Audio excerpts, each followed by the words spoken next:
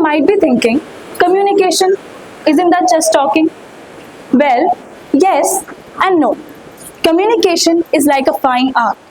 Sometimes it's a masterpiece and sometimes it's a bit of a mess.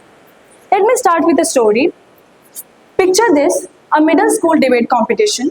I was confident, ready to crush my opponent with my well-prepared arguments. The topic was climate change, and I had my all facts straight.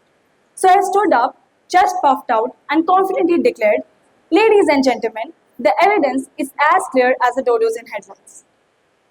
There was a moment of silence, and then all burst in laughter.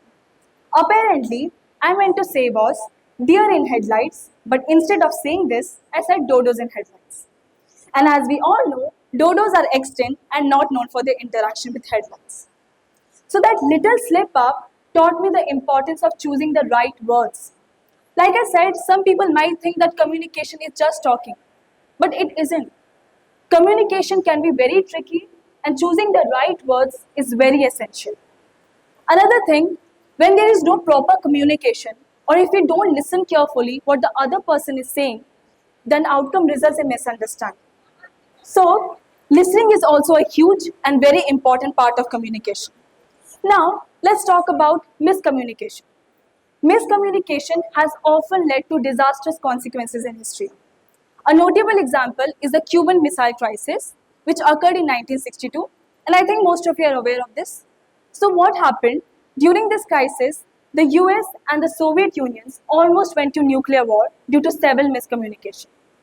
One key incident was the shooting down of a U-2 spy plane over Cuba, resulting in the death of pilot Major Rudolph Anderson. The US did not know only that Soviets had orders to shoot down any intruding aircraft, heightening the fears of escalation. So the Cuban Missile Crisis exemplifies how miscommunication can lead to potential catastrophe. It highlights the importance of clear and effective communication in preventing miscommunication and conflicts. Now, how can we master the art of communication? Let me share a few tips. First, be clear and precise. Make sure your message is clear. But how? How can we make our message clear? By having the proper knowledge on that topic on which you're speaking and having a lot of confidence in yourself. Secondly, listen actively.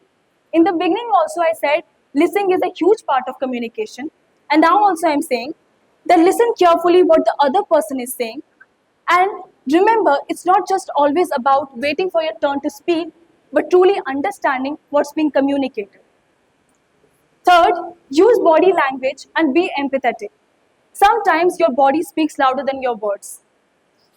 Make eye contact, nod, and smile. But please avoid overdoing it, because I don't think anyone wants to be a nodding doll, right? Then try to see things from other person's perspective. This can really help you connect better. Lastly, having a sense of humor. Don't be afraid to add a little humor to your conversation. Just make sure it's appropriate and doesn't become the main focus of your talk. In conclusion, I want to say that mastering the art of communication can truly enrich our relationships.